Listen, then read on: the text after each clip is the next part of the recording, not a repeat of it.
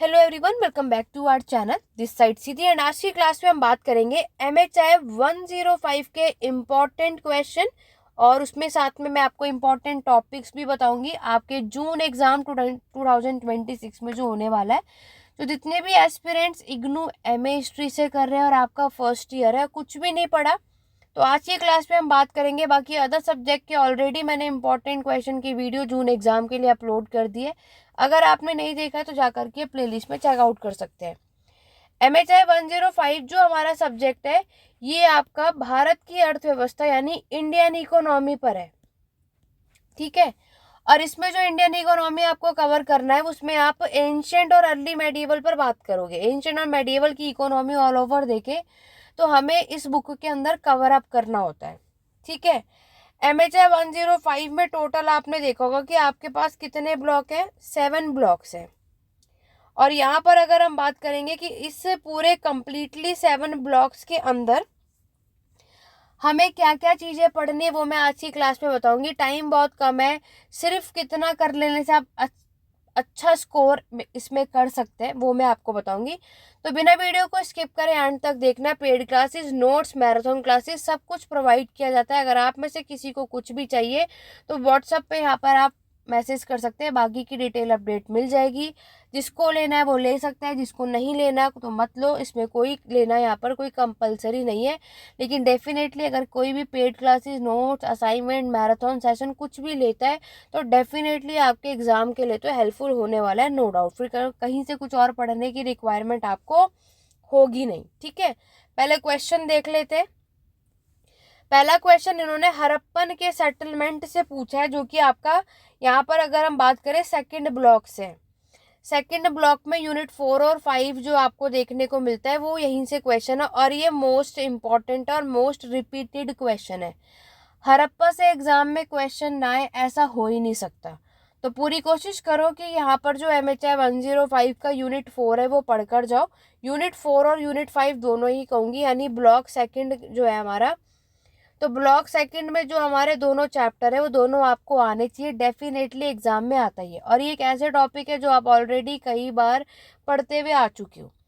आपको इसमें यही बताना है हड़प्पा के समय का एग्रीकल्चर कैसा था और पशुपालन यानी पेस्टोरल कम्युनिटी के बारे में कैसा है, वो हमें इन दोनों चैप्टर में देखने को मिलता है। ठीक है, नेक्स्ट क्वेश्चन आप देखोगे रोल ऑफ ट्रेड, यानी जब आपका व्यापार बताना है 6th सेंचुरी से 3rd सेंचुरी BC के टाइम की ये बात कर रहे हैं। इस टाइम पर जो ट्रेड था उसका पैटर्न हमें यहाँ पर बताना है। ये क्वेश्चन आपको ब्लॉक 3rd से मिलेगा। तो जितने भी हिंदी मीडियम वाले एस्पिरेंट्स इस वीडियो को देख रहे हैं, मैं आपको ब्लॉक और यूनिट मेंशन कर दे रही हूँ। उसके अकॉर्डिंगली अपने सिलेबस को देखकर आप उसको समझ जाओ कि ये चैप्टर आपको यहाँ पर करना है। ठीक है, तो 600 से 300 के टाइम पर, चाहे वो हमारा नॉर्थ इंडिया हो, चाहे वो आपका साउथ इंडिया, उत्तर हो या दक्षिण भारत में, इतने टाइम पीरियड तक किसने किसके साथ किस चीज़ का ट्रेड करा है वो सब कुछ आपको इसके अंदर मेंशन करना है। ये फिक्स है। आपका ब्लॉक 3rd से क्वेश्चन है ये। अर्बन जो फ्यूडलिज्म वाला चैप्टर है ना, सामंतवाद वाला, उसी के अंदर या तो ये सामंतवाद पूछते हैं या तो ये अर्बन डीके पूछते हैं, यानी कि आपका शहर का जो पतन हुआ था, क्षय हुआ था, वो आपसे पूछा जाता है। तो इस बार इन्होंने फ्यूडलिज्म के चैप्टर से अर्बन डीके पूछा, तो इस बार आपसे इंडियन फ्यूडलिज्म, भारत का सामंतवाद कैसा था, वो आपसे पूछा जा सकता है। अर्ली मेडिएवल का ये आपसे पूछ लेते हैं। तो पूरी कोशिश करो कि ये आप पढ़कर जाओ अपने एग्जाम के लिए। ठीक है, पहली चीज़ तो आपको ये करनी है। बाकी अभी वीडियो के एंड में यहाँ पर मैं आपको बताऊंगी कि आपको ऑल ओवर कौन कौन से टॉपिक्स करने चाहिए। लेकिन अभी मैं आपको ना क्वेश्चन बता रही हूँ, ठीक है, कि आपको क्वेश्चन के साथ साथ क्या क्या यहाँ पर चीज़ें कवर अप करनी है, तो उसको भी साथ में समझते हुए चलो कि किस तरीके से अब तक क्वेश्चन पूछा गया या आपके में क्या आने के चांसेस होते हैं। क्वेश्चन नंबर 4 में नॉन एग्रीकल्चर टैक्सेस पूछा है। तो ना आपका एक ब्लॉक है ब्लॉक 5। ब्लॉक 5 में हमें सारे एग्रीकल्चर, नॉन एग्रीकल्चर ही मिलेंगे। तो ब्लॉक 5 का जो 4th नंबर का यूनिट है उसमें से ये क्वेश्चन पूछा है। फिर आपको दिया है शॉर्ट नोट जिसमें आपको कोई भी 2 अटेम्प्ट करना है। नगरम, तो आप लोगों ने Chola dynasty, Pallava dynasty, MHI 104 में उर नाडु नगरम सब पढ़ा था। ये आपका ऑर्गेनाइजेशन है मर्चेंट का, मर्चेंट जहाँ रहते हैं उनका ये नगरम के बारे में शॉर्ट नोट पूछा। देखो यहाँ पर एक बात याद रखना कि कुछ जो टॉपिक्स है वो यहाँ पर रिपीट नहीं होते, वो चेंज होते रहते हैं। इंडो रोमन ट्रेड अच्छा टॉपिक है, मैक्सिमम रिपीट हो जाता है। अभी तक आपके नए सिलेबस के अकॉर्डिंग ये वाला टॉपिक 10 मार्क्स में ही आता है। तो अगर आपके माइंड में है कि मुझे शॉर्ट नोट भी अटेम्प्ट करना है तो ये इंडो रोमन पढ़कर चले जाना। फेमाइन भी कर लेना, मोस्ट रिपीटेड है। और आपके आर्टिस्ट यानी गिल्ड यानी श्रेणियों के बारे में भी आप लोगों ने ऑलरेडी MHI 101 में भी पढ़ाई है, 106 में भी हमने गिल्ड यानी श्रेणियों के बारे में भी पढ़ा है। तो 5 में भी ये सेम चीज़ है, एक बार गिल्ड पढ़ लोगे तो फिर कहीं से कुछ भी पूछ ले आप उसको ईजिली से कर पाओगे। ठीक है, फिर सेक्शन बी में देखो आपसे वेरियस अप्रोचेस पूछा है, study of medieval Indian town. देखो यहाँ पर एक दिक्कत हुई थी लास्ट टाइम कि इन्होंने MHI 105 में ये जो चैप्टर्स है MHI 107 से पूछ लिया था। ये जो पॉपुलेशन ग्रोथ है MHI 7 का है, इम्पैक्ट ऑफ कॉलोनियल ये भी 107 का ही है, लिबरलाइजेशन 107 का ही है। तो अगर ये जो इस बार इन्होंने गलती करी तो इसके अकॉर्डिंगली आपको मार्क्स तो मिलेंगे नहीं, समझ रहे हो।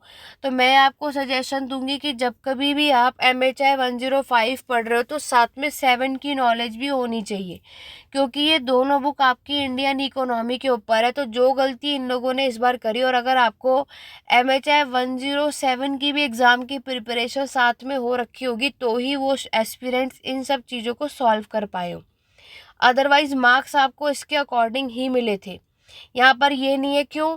क्योंकि आपको 10 में से 5 क्वेश्चन अटेम्प्ट करने होते हैं, और अगर इन लोगों ने गलती से 3 क्वेश्चन 107 के भी दे दिए तो भी आपके पास 7 क्वेश्चन बचे। तो 7 क्वेश्चन तो आपके पास क्या थे, 105 के ही थे, और आप फिर भी कोई भी 5 क्वेश्चन अटेम्प्ट कर सकते थे, राइट। तो यहाँ पर हम इस बेस पर इनको ये बोल ही नहीं सकते कि आप लोगों ने 107 का दिया है और इसके accordingly checking and all that. तो ये सब मैक्सिमम आप देखोगे तो आपका किसका माना जाता है, 107 का माना जाता है। ये भी 107 का ही है, समझ रहे हो। तो इसलिए मैं आपको सजेशन दूंगी कि इस बार इन लोगों ने ये किया, और आगे इन फ्यूचर भी कभी भी ऐसी सिचुएशन आए तो उसके लिए, क्योंकि जो सिचुएशन अभी दिसंबर 2025 के एस्पिरेंट को फेस करना पड़ा, ये चीज़ आपके साथ ना हो, इसलिए ये चीज़ मैं आपको आज की क्लास में बता रही हूँ। पूरी कोशिश करो 105 और 107 जो दोनों सब्जेक्ट है, दोनों सब्जेक्ट साथ में पढ़कर जाओ, क्योंकि अगर इन फ्यूचर क्या पता आपके साथ भी ऐसी सिचुएशन हो जाए तो ये ना हो कि आपके पास फिर 10 में से सिर्फ 7 ही क्वेश्चन रह जाए, 7 में से आपको 5 क्वेश्चन सॉल्व करने ही करने हैं, तो ऑप्शन थोड़े कम हो जाते हैं, दिक्कत आपको ही होगी। इसलिए पूरी कोशिश करो कि दोनों सब्जेक्ट पढ़कर जाओ यहाँ, ठीक है। चलिए अब मैं आपको नॉर्मली बता देती हूँ 105 में हमें अपने एग्ज़ाम के लिए, बाकी ना 105 की प्लेलिस्ट चेकआउट कर लेना, मैंने और भी PYQ में बताया था कहाँ पर क्या क्या चीज़ें आती हैं। देखो सबसे पहले आपको क्या करना है, आपको ना हिस्टोरियोग्राफी करना है, यानी इतिहास लेखन। तो यहाँ से क्वेश्चन पूछ लिया जाता है, ठीक है, जो आपके इसमें यूनिट है, ठीक है। हिस्टोरियोग्राफी आपको आना चाहिए एग्जाम में, या तो वो एंशिएंट का पूछ लेंगे या मेडिएवल का, वो उनकी चॉइस। ये ब्लॉक फर्स्ट से है, ब्लॉक सेकंड तो फिक्स है, आपको करना ही करना है। एक क्वेश्चन हड़प्पा का तो ऑल टाइम फेवरेट है इनका, बिल्कुल छोड़ना मत। फिर आ जाओ ब्लॉक थर्ड पे, ब्लॉक थर्ड से मौर्यन, सातवाहन, कुषाण, गुप्ता, जो कि मैंने आपको 104 में भी बताया था, है ना। तो ये चीज़ आपको करनी है, उसकी इकोनॉमी का सेक्शन जो बताया था वो यहाँ करना, इनमें से कोई भी आ जाएगा। बाकी इसके बाद का जो भी आपने पैटर्न ऑफ ट्रेड देखा, तो एक तो नॉर्थ का और एक तो साउथ। तो अभी आपने देखा कि डायरेक्टली इन्होंने नॉर्थ और साउथ ना पूछ करके डायरेक्टली बोला 600 से 300 AD BC का टाइम पीरियड है, आपको ये मेंशन कर देना है, समझ रहे हो। तो आपको ये मेंशन कर देना है कि आपको क्या करना है,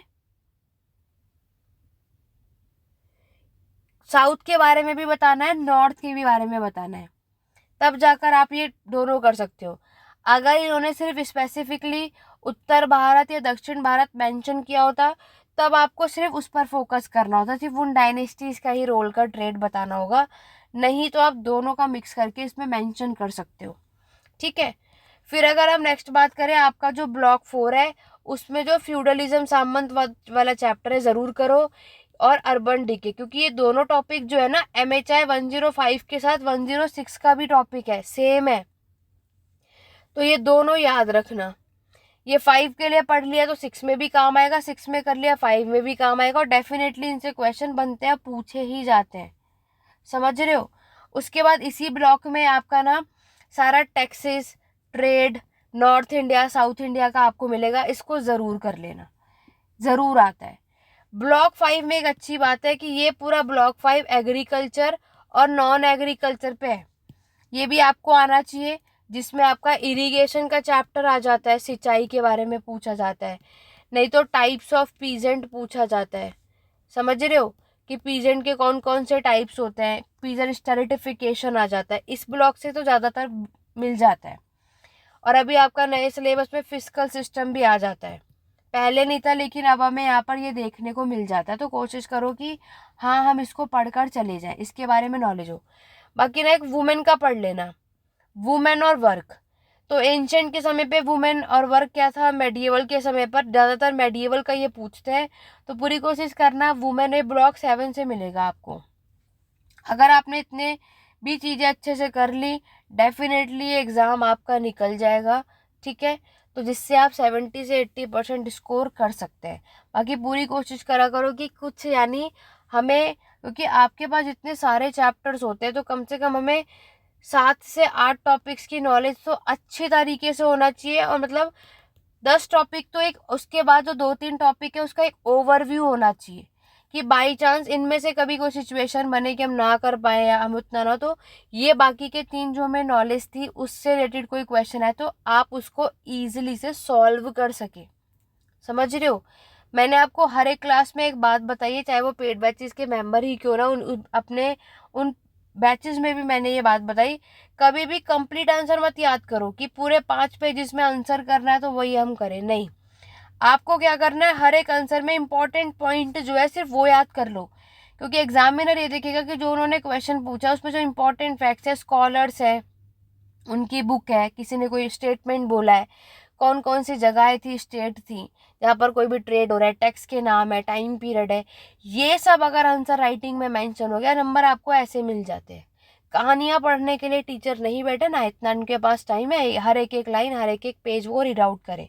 आंसर राइटिंग वो एक जस्ट नॉर्मली एक ओवरव्यू लेते हैं, जिससे वो देख लेते हैं कि हमें जो आंसर राइटिंग में चाहिए वो है या नहीं। कहानियाँ लिखी है तो वो नॉर्मली आपको 20 में से 7 या 8 मार्क्स दे देते हैं, बस पता है कि आपने स्टोरी लिखी है, स्टोरी सबको पता है, हम जो चाह रहे थे वो आपने उसमें मेंशन नहीं किया, इसलिए वो मार्क्स नहीं देते। जो लोग थोड़ा बहुत टाइम पीरियड, स्कॉलर्स के नेम, जगहों के नेम मेंशन करते हैं तो उनको डायरेक्टली 15 से 16 मार्क्स मिलते हैं, जो थोड़ा कम करते हैं उनको 12 से 13 मिलते हैं, इस तरीके से ये लोग मार्क्स को अरेंज करते हैं।